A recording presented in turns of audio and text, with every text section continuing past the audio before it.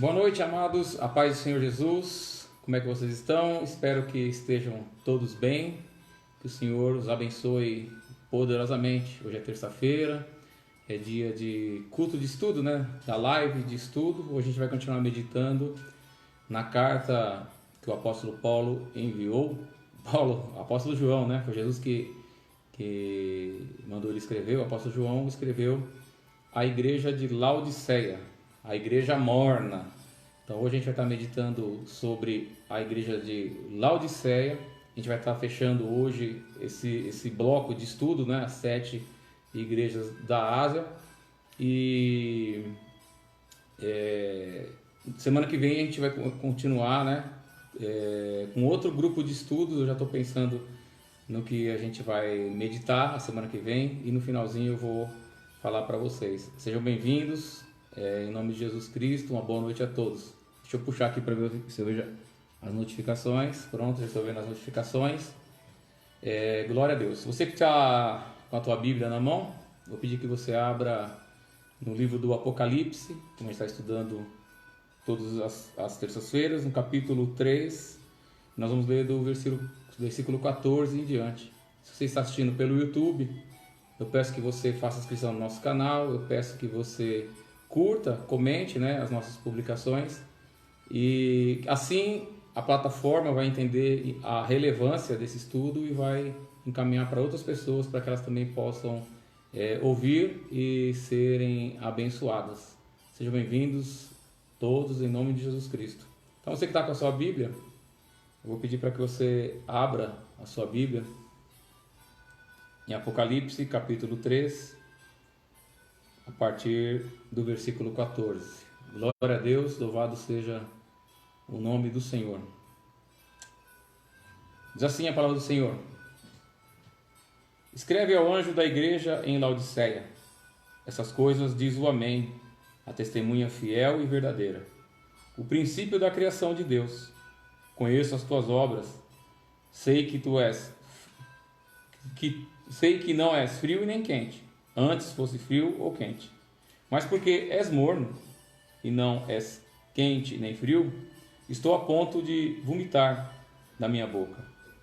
Porque tu dizes: sou rico, tenho prosperado, nada me falta, mas não sabes que és infeliz, miserável, pobre, cego e nu. Eu te aconselho que compres de mim ouro refinado no fogo, para que te enriqueças, roupas brancas, para que cubras a sua vergonha e não seja mostrada, e colírio, para que apliques sobre os seus olhos e enxergues. Eu repreendo e castigo todos quanto amo. Sê, pois, zeloso e arrepende-te. Estou à porta e bato. Se alguém ouvir a minha voz e abrir a porta, entrarei em sua casa e cearei com ele e ele comigo. Ao vencedor, eu lhe concederei que se assente comigo no meu trono, assim como eu venci, me sentei com meu Pai no seu trono. Quem tem ouvidos, ouça o que o Espírito diz às igrejas. Amém? Pai Santo e Poderoso, é no nome do Teu Filho Jesus Cristo que eu quero te bendizer, te exaltar, glorificar o Teu nome, a Tua majestade, a Tua glória, meu Deus. Pedir que o Senhor venha abençoar as nossas vidas nesta noite, que através da meditação dessa palavra nós possamos aprender, possamos crescer, possamos ser edificados, ó Pai, para a glória e para o louvor do Teu santo nome, é que eu te peço no nome de Jesus Cristo. Amém e amém. Amados, então a gente está encerrando aqui essa série de estudos sobre as igrejas, as 7 igrejas do Apocalipse, né? As 7 igrejas da Ásia. Jesus ditou essa carta ao apóstolo João e pediu que ele a enviasse, como as demais cartas, ao anjo da igreja. Então o anjo é o dirigente, é o pastor, é o mensageiro. No capítulo 1 de Apocalipse, o próprio Jesus vai explicar que ele tem na mão dele as 7 estrelas, que são os 7 anjos da igreja, que são os mensageiros da igreja, são os pastores.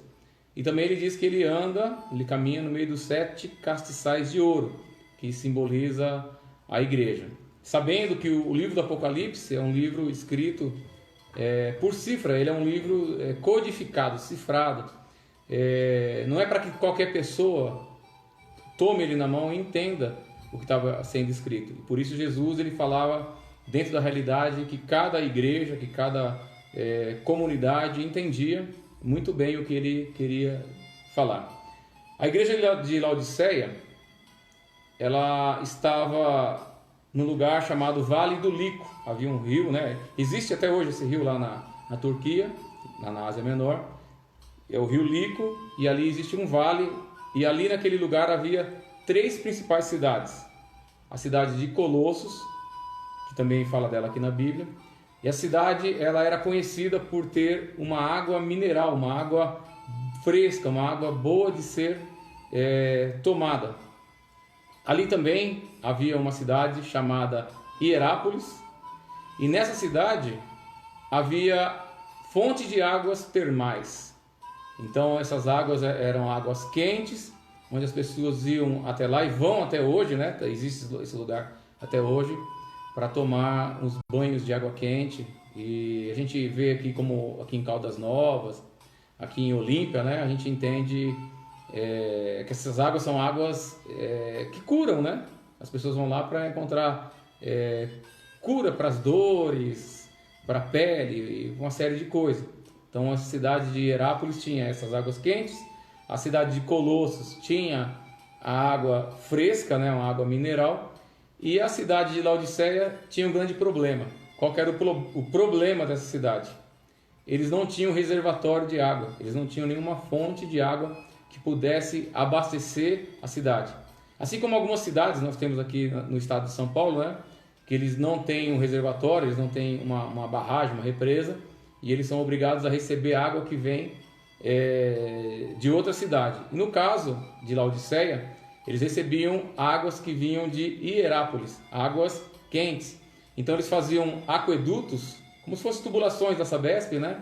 Faziam aquedutos, e esses aquedutos traziam a água até a cidade. Só que qual que era a situação que vivia essa cidade? Em decorrência dessas águas irem até lá. As águas chegavam em Laodiceia ainda mornas, e elas não eram boas de ser bebida. Ninguém gosta de beber água morna, né? É bom fazer chá.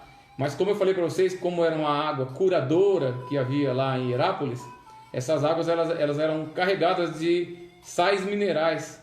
Então a pessoa, ao tomar essa água, ela sentia ânsia de vômito. E até hoje, a cidade de Laodiceia existe já com outro nome, né? Um nome turco. Também não, como eu fiz, né, nas outras séries, não vou arriscar falar o nome turco, mas é um nome turco, a cidade existe até hoje. E como é que eles fazem? Eles pegam as águas que chegam até a cidade, colocam em jarros e potes, deixam elas descansando para os sais minerais baixarem, para que a temperatura da água também fique ideal para o consumo, e depois eles vão e bebem. Para a gente poder entender o contexto, né, daquilo que Jesus escreveu para essa igreja, é bom a gente ter que entender como que vivia a cidade, de que forma vivia a cidade. Então havia algumas características peculiares da cidade de Laodiceia, e essas características servem como base para a gente poder entender aquilo que Jesus está dizendo à comunidade, aos irmãos que vivem na cidade de Laodiceia. Então, ali era conhecido como um grande centro bancário. Havia muitos cambistas nas ruas, muito banco, muita troca de dinheiro. Eu lembrei, estudando essa igreja essa semana, quando eu estive na Argentina, em Buenos Aires, e lá tem uma rua que chama Calle Florida, né? A Rua Florida. Então ali naquele lugar é cheio de cambistas, e eles ficam trocando dinheiro, né? Você leva ali real, dólar, e você troca pelo peso argentino. Você vai passar uma temporada ali em Buenos Aires para você ter a sua manutenção. Então as pessoas, quando chegavam nessa região da Ásia, ali era uma porta da entrada, né? Eles passavam ali onde havia esses grandes centros bancários, financeiros, e eles faziam as trocas, os câmbios financeiros. Então a cidade era conhecida por essa característica também. Outra característica é que eles tinham descoberto uma forma de produzir uma lã negra brilhante. Então as pessoas viajavam da Europa, da Ásia, do Oriente Médio até esse lugar para poder comprar essa lã negra, porque era muito bonito, né? Era algo exclusivo. Como as mulheres fazem, né? Vão até aqui Monte Sião, vão até Campos do Jordão, comprar ali as roupas de lã. as pessoas também faziam isso, eles iam até Laodiceia para poder comprar essa lã negra, né? E está sempre na moda, que era um tecido bonito e vistoso e chique, então todo mundo queria. E também ali havia um tal de pó frígio, né? Ali, essas cidades, né? Hierápolis, Laodiceia e Colossos, ficavam na região chamada Frígia.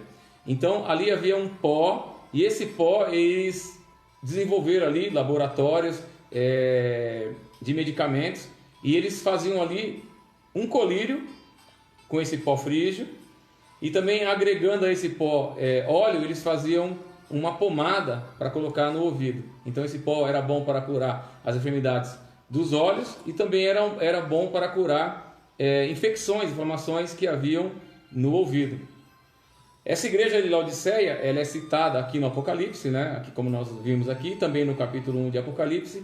E o apóstolo Paulo também cita a igreja de Laodiceia na carta que ele escreve à igreja de Colossos. Eu quero ler para vocês, que é uma curiosidade. O apóstolo Paulo também conhecia essa comunidade e, aliás, ele mesmo escreveu uma carta à comunidade, à igreja de Colossos, mas essa carta se perdeu. A gente não sabe o paradeiro dessa carta, é uma carta perdida, tá bom? Então Paulo escreve assim, Colossenses, capítulo 4, versículo 13. Sou testemunha de que ele tem grande cuidado de vós. Deus tem grande cuidado da igreja de Colossos, como também da de Laodiceia e da de Hierápolis. Então, essas três cidades que ficavam no vale do rio Lico e também faziam parte da Frígia, né? Então, está falando que a igreja de Colossos, que Deus tem um cuidado tanto pela igreja de Colossos, quanto com a igreja de Laodiceia, quanto também com a igreja de Hierápolis. Lucas, o médico amado, e Demas vos cumprimentam. Cumprimentai os irmãos em Laodiceia. E também Ninfa, e a igreja que se reúne em sua casa. Depois de lida entre vós, depois que lesse a carta de Colossenses entre eles, o apóstolo Paulo pede para a igreja de Colossenses fizesse uma coisa importante com a carta que eles fossem ler. Depois que vocês lerem essa carta entre vocês, procurai também que ela seja lida aos irmãos laodicenses, e procurai ler também a carta de Laodiceia. Não é essa carta que Paulo está falando, que Jesus mandou à igreja através do apóstolo João. Paulo escreveu uma carta à igreja de Laodiceia, e essa carta ela foi perdida, ninguém sabe onde ela está. Então, tendo esse pano de fundo, a gente vai poder entender o que Jesus está dizendo aos irmãos da igreja de Laodiceia. Então ele começa dizendo, escreve ao anjo da igreja que está em Laodiceia. Estas coisas diz o Amém. Então ele começa a se identificar, como ele se identificou a todas as igrejas, e ele vai se identificar a cada igreja, segundo a necessidade de cada igreja. Então ele fala, quem diz isso é o Amém. O Amém é uma palavra hebraica e ela tem duas conotações. Se ela vem antes da frase, ela tem um sentido. Se ela vem no final da frase, ela tem outro sentido. Então aqui ela está no início da frase, ela tem um sentido específico. Quando ela está no começo da frase, ela quer dizer certamente, verdadeiramente. Vocês vão lembrar que nos evangelhos, Jesus sempre fala assim, em verdade vos digo. Então, no original, ele está escrito assim, amém, amém, vos digo.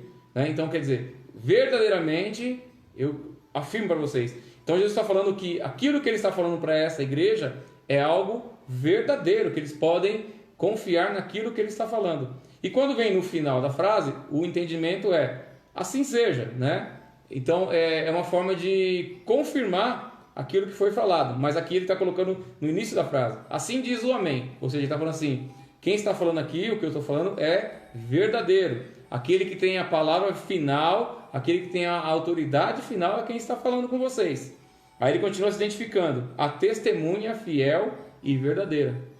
Então Jesus, ele vai mostrando que ele tem o testemunho verdadeiro sobre o Pai. É ele que vai trazer a verdade da vontade do Pai aos homens. Então é ele que vai falar a respeito das promessas, e é ele que vai falar a respeito das advertências. Então ele está falando assim que tudo aquilo que sai da boca dele é verdade. Por quê? Porque ele recebeu do Pai. E ele continua ainda se apresentando. O princípio da criação de Deus. Então, ele está falando aqui que ele é a origem, ele é a fonte da criação. Não que Jesus foi criado, tá? Jesus ele não foi criado. Jesus é Deus e Deus não é criado. Assim como o Pai existia, ele também existia. Então, ele está falando assim, quem está falando com vocês é o Amém, ou seja, aquilo que eu estou falando tem autoridade. Quem está falando com vocês é a fiel testemunha, fiel e verdadeira testemunha. O que eu estou entregando para vocês é que eu conheço, eu tenho autoridade porque eu recebi do Pai e eu estou transmitindo e falando com vocês. E agora ele está falando que é o princípio da criação. Então ele é a origem, a fonte da criação. Para a gente poder entender uma coisa interessante, que às vezes tem uma seita que vai falar que Jesus foi criado e por isso ele não é Deus. Ele é apenas o Filho de Deus. Então, e também hoje, né, com essa moda messiânica, as pessoas têm tirado a divindade de Jesus Cristo. E é perigoso quando você nega a divindade de Jesus. Eu vou ler aqui na Bíblia para vocês, quando a pessoa vai para uma seita, vai para o entendimento que Jesus não é Deus, ele entra num perigo violentíssimo e a gente vai ler daqui a pouco. Então, o que a Bíblia diz a respeito de Jesus? Primeiro, né, ele fala que ele é o princípio da criação. A Bíblia diz que Jesus é eterno. João 1:1. Então, ele é eterno. Segunda coisa, diz que ele é o primeiro e o último. Apocalipse 1:17. Que diz mais? Diz que ele é o Deus conosco. Mateus 1:23. Diz que ele é o Deus que se fez carne. João 1:14. Que ele é o eu sou. João 8:24. Que ele é o Senhor do Senhor e Rei dos Reis. Apocalipse 17:14. Ou seja, o que a Bíblia diz a respeito de Jesus? Que ele é Deus. A Bíblia diz isso, que ele é Deus. Então ele está falando assim, quem está falando com vocês é o Amém, a fiel e verdadeira testemunha, o princípio da criação de Deus. Então ele está testificando, falando o seguinte, o que eu vou falar para vocês a partir de agora, vocês podem confiar, porque vocês têm que temer no que eu estou falando e acreditar que eu estou falando. Então quem não tem esse entendimento de que Jesus é Deus, ele corre um grande risco. O apóstolo João, lá no capítulo 8, eu quero ler com vocês também. João, capítulo 8, versículo 24, registrou Jesus falando o seguinte. João 8, 24. Por isso eu vos digo que se vocês morrerem nos seus pecados, não crendo que eu sou, vocês morrem no pecado de vocês. Então, se você não crê que eu sou, se você não crê que eu sou Deus, você não tem salvação, você morre nos seus pecados. Então, quando você nega o Filho, o apóstolo João também escreve na epístola dele, quem nega o Filho também nega o Pai. Então, ele é o princípio da criação e ele está falando isso para eles. Se vocês não entenderem quem está falando com vocês, vocês morrem no pecado de vocês. Então, nós temos que entender que ele é nosso Senhor e que ele é Deus. E assim como ele escreve às demais igrejas, ele vai falar, eu conheço as tuas obras, né? Aqui no versículo 15, eu conheço as suas obras. Então, como ele fez as outras igrejas, as demais igrejas, ele mostrou que ele conhece, que Jesus tem total conhecimento. Então, ele expressa esse conhecimento íntimo que ele tem da igreja de Laodiceia. Por quê? No capítulo 1, versículo 13, ele vai falar que ele anda no meio dos candeeiros, ele caminha no meio da igreja. Então, ele conhece tudo que acontece no meio das igrejas. E agora, a partir desse momento que ele vai falar que eu conheço as tuas obras, ele vai desnudar, ele vai tirar e vai trazer a verdade, toda a hipocrisia, toda a mentira, toda a falsidade que a igreja de Laodiceia vivia. Então ele fala assim, eu conheço as tuas obras, eu sei que não és frio e nem quente, antes fosse frio ou quente. Então ele fala assim, quem dera você fosse frio ou você fosse quente. Ele vai usar aqui uma figura para que eles pudessem entender. Então, como eu expliquei para vocês na introdução, vocês vão poder entender muito bem. Por exemplo, Jesus, se ele fosse falar com São Paulo, a cidade de São Paulo, o apóstolo João escreve uma carta à cidade de São Paulo. Talvez ele falaria assim, vocês não são limpos, como na fonte em Salesópolis, e nem vocês são navegáveis como em Araçatuba. Eu estou falando do rio Tietê, né? Lembra do Vale do Lico? Ali passava um rio, o Vale do Lico. Então ele está falando o seguinte, que aquelas águas que eram quentes, que tinha em Hierápolis, essas águas termais, elas serviam para o tratamento de saúde, serviam para curar as pessoas. Então Jesus está falando assim, se vocês fossem quentes, as pessoas que estariam junto com vocês estariam sendo curadas, como aquelas águas termais de Hierápolis curavam as pessoas, curam as pessoas até hoje, né? A cidade existe até hoje, curam as pessoas, né? De doenças da pele, de dores, enfim. Então ele está falando isso. Quem dera vocês fossem quentes como aquelas águas de Hierápolis, porque as pessoas que chegassem a vocês seriam curadas. Ou também, quem sabe, vocês fossem frios como as águas frescas da cidade de Colossos. Vocês matariam a sede das pessoas que chegassem a vocês. Agora, como vocês não são nem quente e nem frio, mas vocês são mornos. Por que é morno? Lembra que eu falei? Eles construíram um aqueduto, 11 quilômetros de aqueduto. Um cano, digamos assim. Não é um cano, mas para vocês entenderem. Depois você coloca no Google aqueduto, parece um viaduto. Quem já foi no Rio de Janeiro vai lembrar daqueles arcos da Lapa. É muito parecido com aquilo lá. E a água vinha correndo em cima dele até chegar na cidade. Só que ela chegava quente ainda, morna, né, na verdade. E ela só servia para uma coisa, para ser vomitório. Então a pessoa tomava aquela água morna, cheia de sais minerais, né, que era uma água muito cheia de sais minerais, e a pessoa vomitava. Então eles entendiam perfeitamente o que Jesus está falando. Como vocês não são nem quente nem frio, vocês são morno, eu estou ao ponto de vomitar vocês da minha boca. Então ele entendia muito bem, como nós também conseguiríamos entender muito bem se ele falasse com relação para São Paulo, com relação ao rio Tietê. A gente ia entender perfeitamente. Olha, vocês são poluídos, vocês são sujos, vocês não são limpos como Salesópolis e nem navegáveis como Araçatuba. Um exemplo, para a gente poder entender. Então a gente ia entender muito bem que a gente está no meio da poluição. Então a água que chegava ali era isso, essa água que dava vômito. As águas que curavam quentes e as águas que refrescavam frias. Vocês deveriam ser assim, refrescar a sede daqueles que procuram vocês, ou ser quentes para curarem aqueles que procuram vocês. Mas vocês são frios, vocês são mornos, e por vocês serem mornos, eu estou ao ponto de vomitar vocês da minha boca. Por quê? Porque essa igreja, ela estava vivendo uma hipocrisia. Ela estava contente por causa da autossuficiência que eles viviam. Porque eles tinham uma falsa confiança neles mesmos.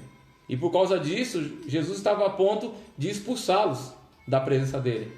Vocês sabem, e a gente sempre fala isso, a Bíblia fala isso, a gente sempre ensina isso. Uma das coisas que Deus abomina é a soberba, é a autoconfiança, é a autossuficiência. Então nós temos que ter total dependência de Deus. E a igreja de Laodiceia se sentia autossuficiente, por causa de todas as questões que eu já apresentei para vocês, que aconteciam na cidade, e eles haviam assimilado aquelas condições e estavam vivendo aquelas condições. E é por isso que Jesus começa a puxar a orelha deles, começa a chamar a atenção deles, exortar a atenção deles, para que eles novamente voltem a ser humildes e que eles venham depender de Deus. Então era uma igreja que não dependia de Deus, dependia das próprias forças dele, porque eles se tornaram soberbos por tudo aquilo que eles tinham. E aí ele vai falar aqui no versículo 17, por que dizes? Porque tu dizes, né? Então, eles tinham uma afirmação, a igreja de Laodiceia tinha uma afirmação que não refletia o verdadeiro estado que eles viviam. Então, o que eles vão afirmar aqui não é o verdadeiro estado que eles viviam. É muito fácil para mim e para você falar, está tudo bem, a minha vida espiritual está bem, a igreja está bem. Para nós é muito fácil, para as pessoas olharem é muito fácil, mas Jesus sabe a verdade. Então eles se achavam fortes, se achavam ricos, se achavam poderosos, se achavam autossuficientes, mas Jesus, olhando que ele caminhava entre os 7 candeeiros, olhando ali, examinando o coração de cada um, ele via que eles estavam doentes. Então ele consegue ver as nossas obras, assim como ele via as obras da igreja de Laodiceia. Ele consegue sondar os nossos corações, assim como ele sondava o coração dos irmãos da igreja de Laodiceia. Então a igreja Laodiceia mentia a si mesmo. Às vezes a gente faz isso. Tá tudo bem com você? Tá tudo bem? Tá nada, a gente tá um bagaço. Tá um bagaço, a gente tá em pecado, a gente tá fragilizado, a gente tá triste, a gente tá amargurado, a gente tá cheio de rancor, cheio de falta de perdão. Tá tudo bem? Tá nada. Tá nada, mente para nós mesmos. E Jesus, ele olha e ele consegue ver o coração, ele consegue sondar o coração. Então essa igreja, ela enganava-se a si mesma, mas ela não conseguia enganar Jesus, porque ele conseguia olhar para essa igreja e ver a deficiência que essa igreja tinha. Então ele continua falando aqui no versículo 17 do orgulho dessa igreja, que eles falavam o quê? O que eles diziam? Sou rico, tenho prosperidade, não tenho falta de nada, mas vocês sabem que vocês são infeliz, miserável, pobre, cego e nu. Então essa igreja, esses discípulos dessa igreja de Laodiceia, que eram orgulhosos, que se encheram de orgulhos, eles eram cegos ao ponto de não enxergarem os problemas que eles estavam vivendo. Eles se achavam fortes, eles se achavam independentes, mas o estado real da vida deles era fraqueza. O estado real espiritual deles era cegueira. O estado real espiritual deles era infrutilidade. Eles eram infrutíferos, não produziam nada, se achando, né? Sou rico, tenho prosperidade, não tenho falta de nada. Por que eles falavam isso? Porque eu falei para vocês no início que essa cidade tinha os grandes centros bancários, né? Financeiros. Ali havia as trocas dos câmbios de moeda. Então aquela soberba que havia na cidade acabou entrando no coração da igreja, dos irmãos da igreja. A gente é fruto do meio, né? A gente vem do mundo, a gente vem da igreja, das nossas famílias, a gente vem da nossa sociedade, a gente vem para dentro da igreja e a gente traz alguns reflexos da nossa comunidade. E é isso que da nossa sociedade para dentro da comunidade. E é isso que essa igreja estava vivendo. Existe um fato também que eu quero falar para vocês. No ano 60 depois de Cristo, ou seja, da nossa era, houve um grande terremoto naquela região que destruiu totalmente a cidade. E porque a cidade era rica, tinha muito dinheiro, tinha os câmbios, né? Tinha as casas de câmbio, tinha os bancos, tinha os cambistas ali. Eles reconstruíram toda a cidade sem pedir ajuda nenhuma para o Império Romano. Então a igreja, a comunidade de Laodiceia acabou assimilando essa autossuficiência. Eles acabaram assimilando o seguinte: nós somos ricos, nós não temos falta de nada, né? Ele fala que eu sou rico, sou próspero, não tenho falta de nada. Então eles não precisavam de Deus na cabeça deles. É isso que Jesus está falando para eles. Vocês parecem que esqueceram da dependência de Deus.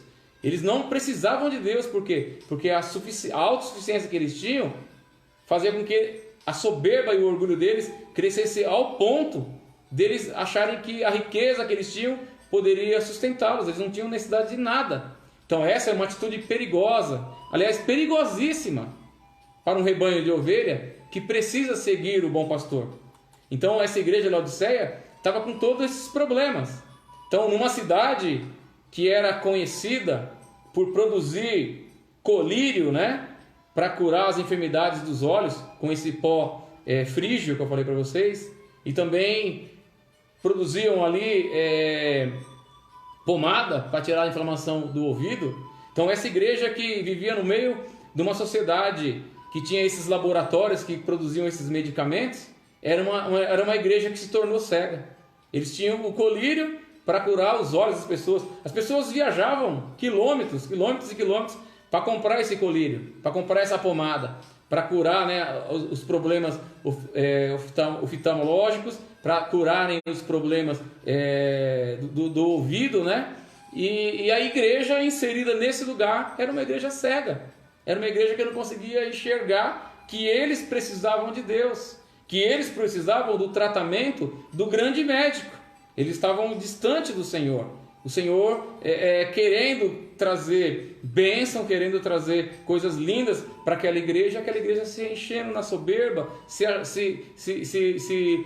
inflando em si mesmo, achando que a autossuficiência deles, que o dinheiro que eles tinham, que todo o poder que eles tinham, que toda a fama que a cidade tinha, poderia cuidar da igreja. Então era uma igreja que uma cidade que produzia um colírio para curar os olhos das pessoas, que tinha uma igreja que era cega. E esse é um dos atributos do Messias.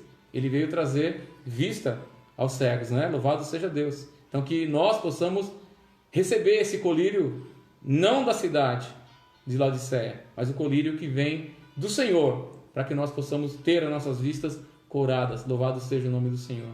Uma igreja, uma comunidade cristã que vivia numa cidade que produzia uma lã linda, era uma lã negra, brilhante, que as pessoas viajavam como se fosse para Monte Sião, como eu falei para vocês, como se fosse para Campos do Jordão, para comprarem as lãs negras que eram lindas, brilhosas, chique de se usar. Imagina as irmãs da igreja, né, vestindo aquela lã maravilhosa. Mas era uma igreja que vivia numa cidade que produzia algo tão maravilhoso. E Jesus falava que ela andava nua. A igreja estava nua diante do Senhor. Ela estava despida diante do Senhor. Porque eles não queriam vestir o quê? A vestimenta da justiça que Jesus Cristo estava oferecendo àquela igreja e oferece a cada um de nós.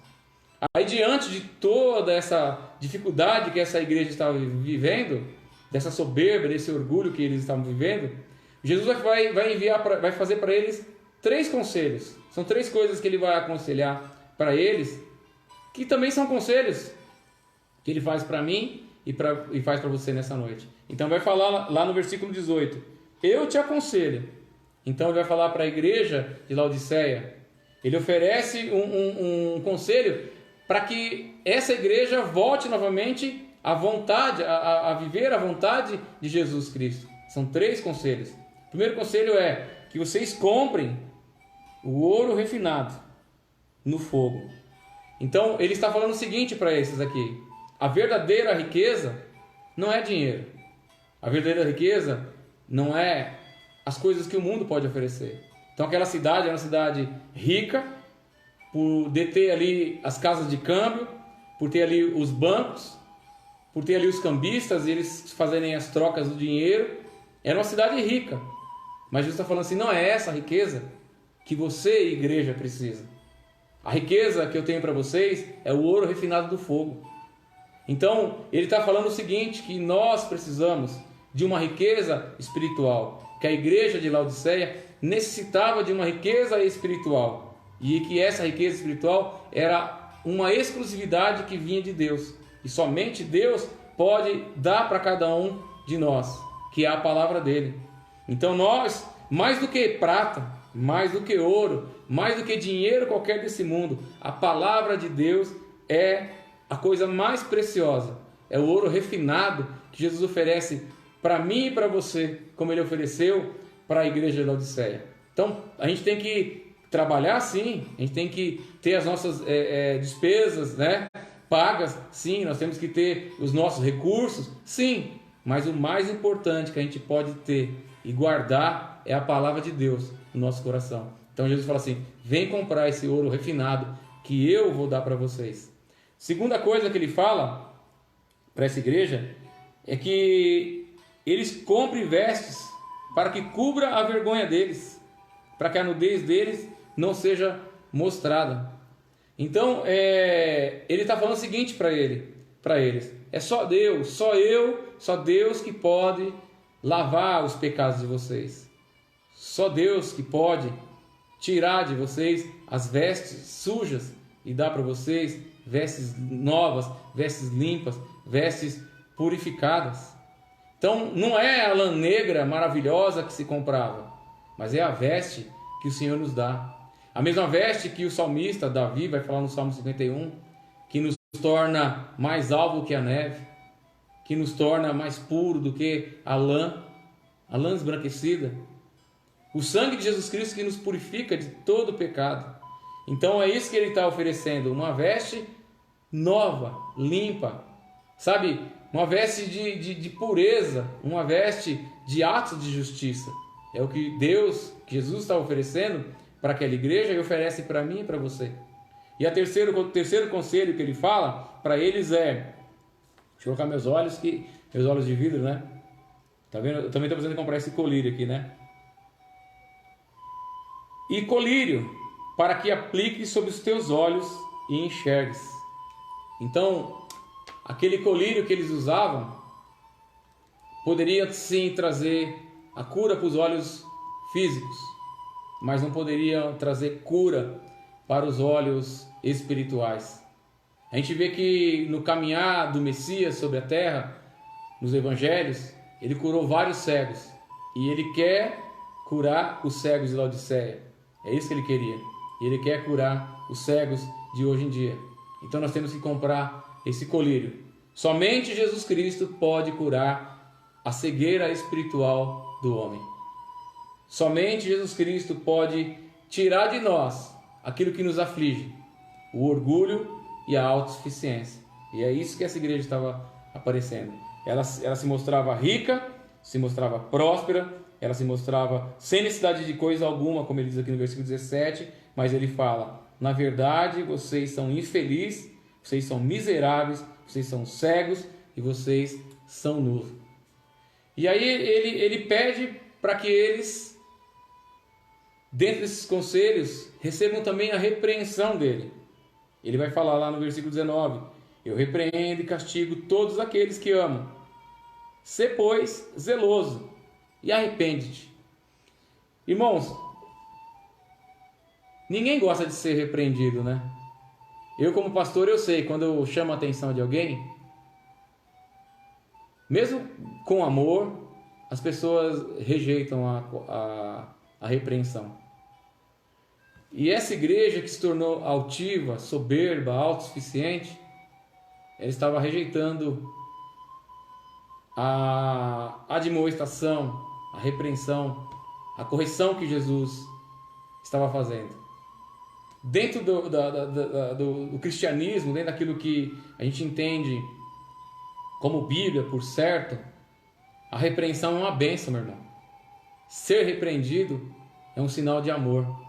Quem não é repreendido não é amado. Se você erra, se você continua pecando, e o Espírito Santo de Deus não te repreende mais, miserável de você. Se você peca e continua pecando, e o teu pastor, os teus irmãos da igreja não te repreendem mais, miserável de você. Então, a correção que vem de Deus é a manifestação do amor de Deus.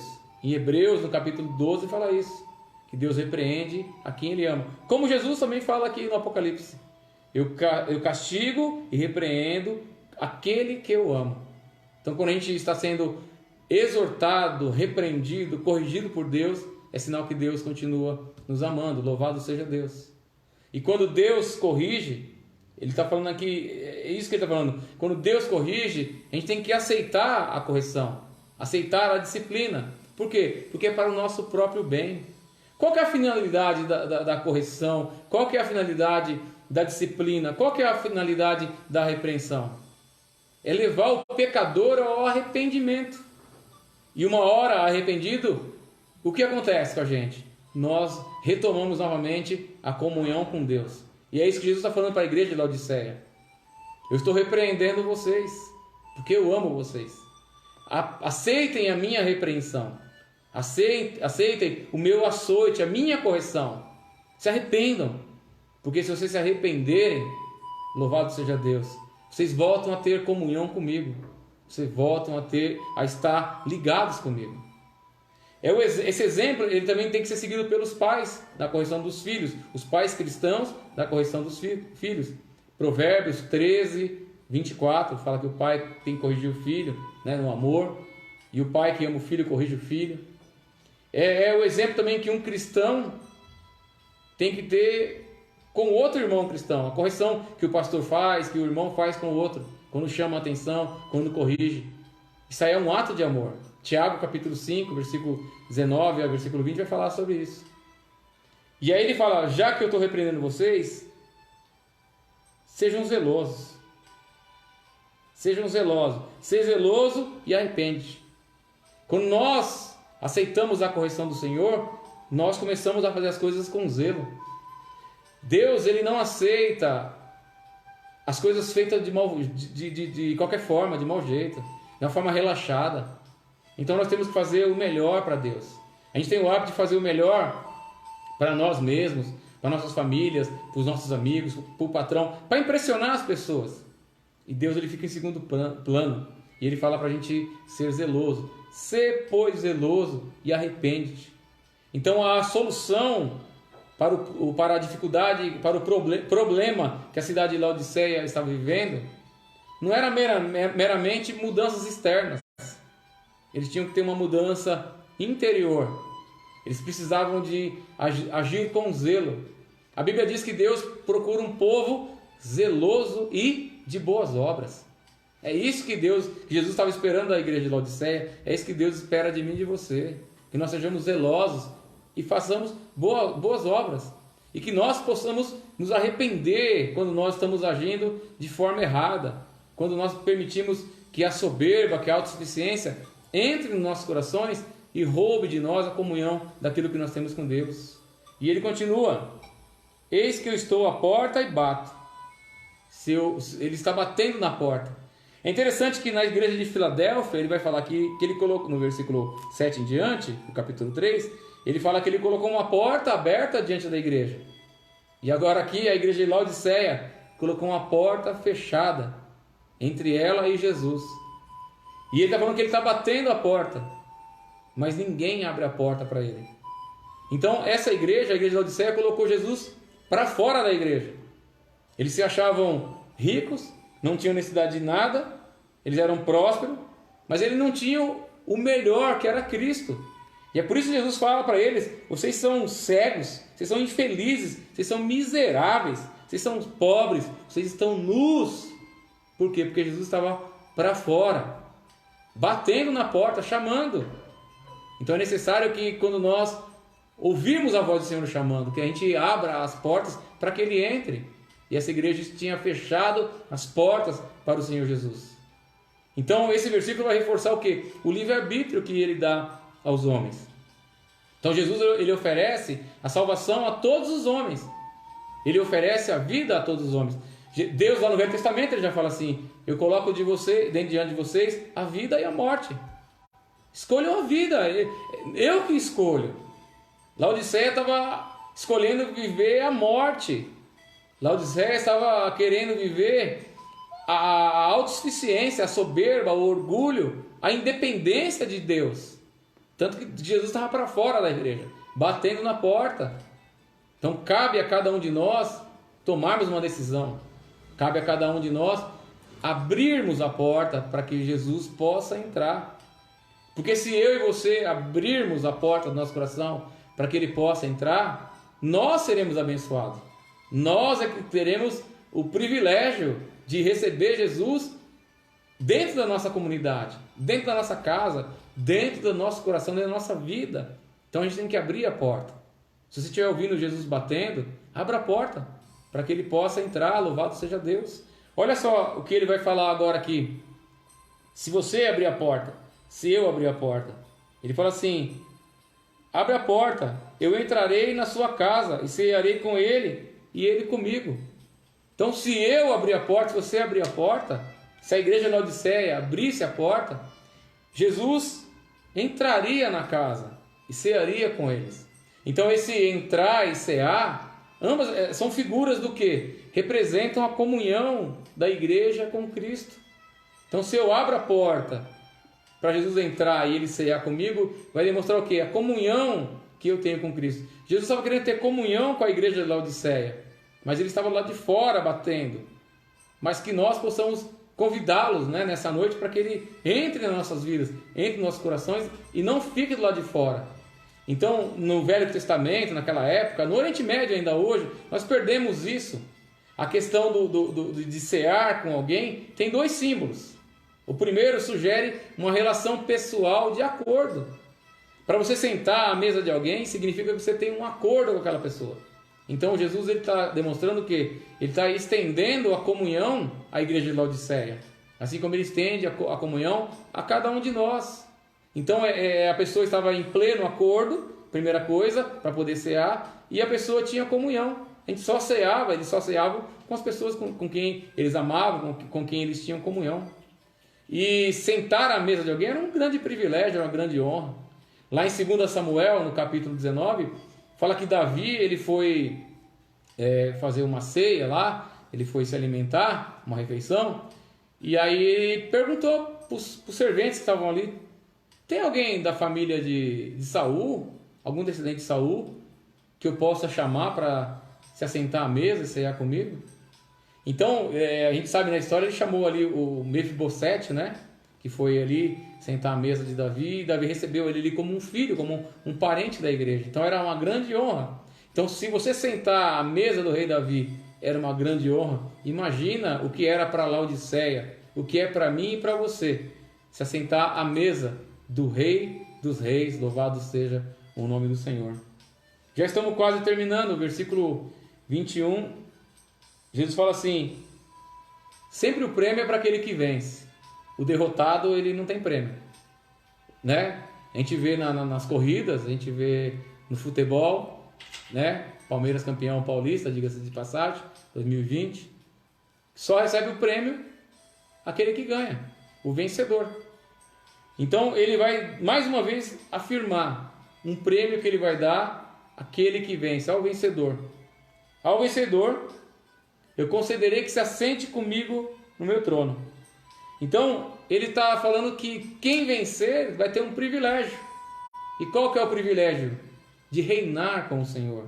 A gente sabe que aqui na Bíblia, lá para frente a gente vai estudar isso ainda, vai ter um período chamado milênio, que é o reino de Cristo aqui na terra, onde Jesus de Jerusalém vai reger todas as nações, junto com a igreja, os salvos que já foram ressurretos e também aqueles que foram arrebatados. Eles voltam com Cristo e vão reinar aqui na terra durante 1000 anos. Então quem é que vai ter esse privilégio? Aqueles que vencerem. Ele fala: vocês vão se sentar no meu trono. Então é uma honra de sentar ao trono do Senhor. Mas quem vai sentar? Quem é que vai ter esse privilégio? Somente os vencedores em Cristo. Essa honra não serve, não vão viver, não vão experimentar os orgulhosos, os autossuficientes. Não vão. É isso que ele está falando para a igreja. Ou vocês se arrependem desse orgulho, ou vocês se arrependem dessa soberba, ou vocês se arrependem dessa autossuficiência que vocês pensam que ter, mas são pobres, são cegos, são nus, miseráveis. Ou vocês se arrependem disso, ou vocês não vão receber o privilégio do vencedor. Mas precisava o quê? Se arrepender. E só tem um que se arrepende. Sabe quem é? O humilde. Só tem um que se arrepende. Sabe quem é? O obediente. Então quem é que vai sentar com ele no trono? O humilde, o obediente. É esse que vai se assentar no trono. E ele fala ainda mais: assim como eu venci e sentei no trono do meu Pai. Então Jesus, a gente sabe a obra que ele veio fazer aqui, e ele foi obediente ao Pai, ele foi humilde diante do Pai, ele se humilha. Filipenses capítulo 2 vai falar que ele se humilhou, né, exercendo a forma de homem, e Deus exaltou, dando um nome que está acima de todo nome, pelo qual toda língua confessará e todo joelho se dobrará, confessando que Jesus Cristo é o Senhor. Então ele fala: assim como eu recebi essa honra do meu Pai, de sentar no trono dele, o vencedor vai reinar comigo. O vencedor vai sentar no trono comigo. Mas isso aqui é uma bênção somente para os obedientes. Lembra? Os humilhados são o quê? Exaltados, irmãos. E os soberbos? Eles são humilhados. Aquele que se acha que é alguma coisa em si mesmo, eles serão humilhados. Mas aqueles que falam: Senhor, eu sou pobre e necessitado, mas o Senhor é quem cuida de mim. Aquele que tem total dependência de Deus, esses serão exaltados. E são esses que vão sentar no trono do Senhor. Já estou finalizando. Ele termina falando assim: quem tem ouvidos, mais uma vez, né? Quem tem ouvidos, ouça o que o Espírito diz às igrejas. Você é surdo? Não. Nem eu e nem você. Nós colocamos um colírio espiritual nos nossos ouvidos, né? Uma pomada oftalmológica, para que a gente possa ouvir, né? Nos olhos, né? Para a gente possa enxergar, colírio que a gente possa enxergar. Então Jesus, ele vai fazer com que eu e você, se nós formos humildes, poderemos nos assentar com ele no trono, junto com ele, para poder reinar junto com ele. Quem tem ouvidos, ouça. Então ele está batendo, ele está chamando. Mas sabe quem é que ouve? Só quem tem ouvido. Só aquele que tem ouvido vai conseguir atender a voz do Senhor. E se você atender a voz do Senhor nessa noite, você será um vencedor. E se Laodiceia ouvisse a voz do Senhor, se arrependesse, mudasse, comprasse dele aquilo que ele estava oferecendo de bom, as vestes, o colírio, o ouro refinado, eles seriam os humildes e se sentariam com ele nesse trono para poder reinar com ele. Conclusão, irmão, concluindo tudo isso. Você pode observar que nesta carta à igreja de Laodiceia, Jesus ele não aponta que essa igreja estava vivendo doutrina errada nenhuma. Então a teologia deles era correta, era boa. Eles conheciam bem as escrituras, não tinha nenhum ponto de teologia errado que a igreja estava vivendo. Não aponta nenhum tipo de pecado como ele apontou nas outras. Não havia nada de errado nessa igreja com relação a isso. Não havia nenhum tipo de imoralidade, não havia questões de falsos profetas, de doutrinas de Balaal, de doutrinas dos Nicolaitas, nada disso. Não tinha ameaça do Império Romano, não tinha ameaça dos judeus, não tinha nada. É uma igreja que estava realmente tranquila, de boa. Mas ele não condena também as questões de idolatria. Eu esqueci de comentar com vocês. A cidade de Laodiceia, ela foi em homenagem à esposa de Antíoco II, né? Ela chamava Laodice e aí ele colocou o nome Laodiceia, né? A cidade de Laodice. E antes disso ela chamava, deixa eu lembrar aqui, chamava Dióspole. Era a cidade de Zeus, né? A cidade de Zeus. Então eles não tinham dificuldade nenhuma. Eles não tinham que adorar Deus nenhum. Eles não tinham problema com o Império Romano. Eles não tinham problema com o judeu. Com nada. Mas o que Jesus condena e critica dessa igreja? Por ela ser morna. O orgulho e a autossuficiência. Que nesta noite nós possamos aprender com nossos irmãos da igreja de Laodiceia. Que nós possamos nos humilhar diante de Deus. Nos arrepender diante de Deus. E pedir que Ele venha nos abençoar. Pai amado e santo, é no nome do Teu Filho Jesus Cristo que eu te peço perdão, ó Pai. Se no meu coração, se no coração desse meu irmão ainda existe soberba, ainda existe autossuficiência, Pai. Se por algum motivo ou outro nós pensamos de nós mesmos, estamos bem, não precisamos de coisa alguma, temos tudo o que precisamos. Talvez falemos como aquele homem rico que tinha grandes celeiros e derrubou e fez outros maiores. Talvez nós falamos para a nossa alma: goza todos os bens que você tem, goza tudo aquilo que você tem. E talvez nós possamos ouvir nessa noite: essa noite pedirão a tua alma, e aquilo que você tem preparado, para quem ficará?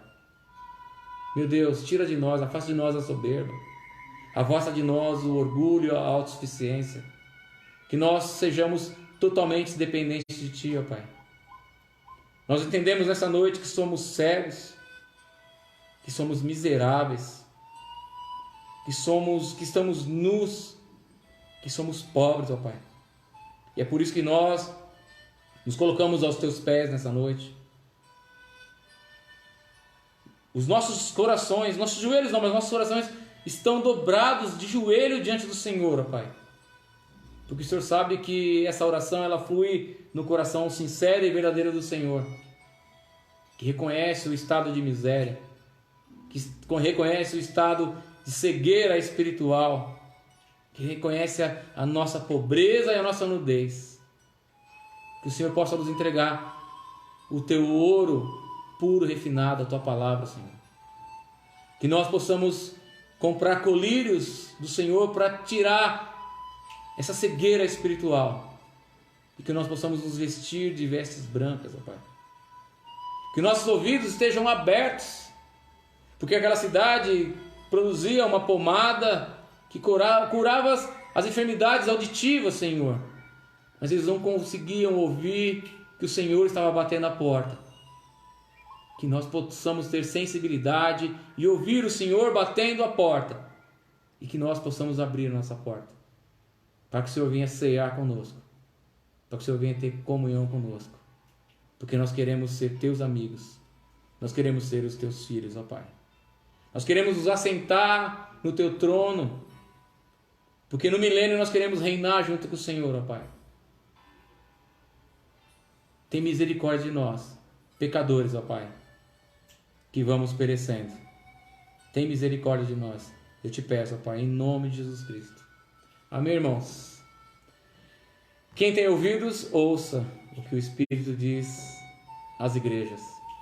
Que nós possamos aprender com essas 7 igrejas. Tudo aquilo que o Senhor nos falou durante essas 7 terças-feiras. E que nós possamos, em nome de Jesus Cristo, aplicar essas coisas na nossa vida. Que nós possamos herdar aquilo que Ele prometeu aos vencedores. São 7 vencedores. Você lê depois, por causa do horário eu vou concluir. Você lê depois. Aquilo que Ele promete aos vencedores. Que você seja o vencedor. Você não precisa de correr no estádio e chegar primeiro para ganhar a medalha. Mas você precisa de correr no estádio e chegar. Passar a linha de chegada. Porque ali o Senhor tem preparado grandes prêmios, grandes promessas para a tua vida. Amém? Terça-feira que vem eu vou começar a falar sobre os 4 cavaleiros do Apocalipse. Se ficar muito comprido, eu divido em 4 estudos. A minha ideia é falar de uma vez só. Tá bom? De uma vez só. Se ficar muito comprido, eu divido em 4. Se ficar médio, eu divido em 2. E se ficar tranquilo, eu falo os 4 na terça-feira que vem. Depois a gente fala outra coisa. Tá bom?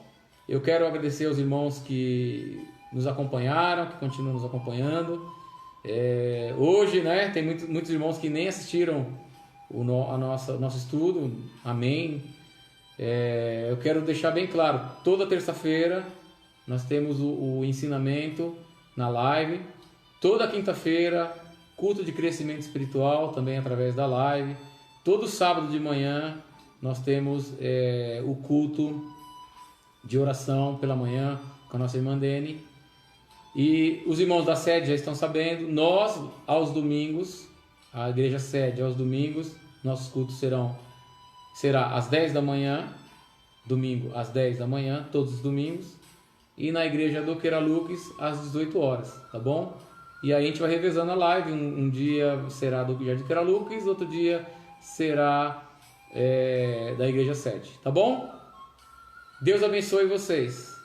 Quem tem ouvidos, ouça o que o Espírito diz à igreja. Que o Senhor te abençoe e te guarde.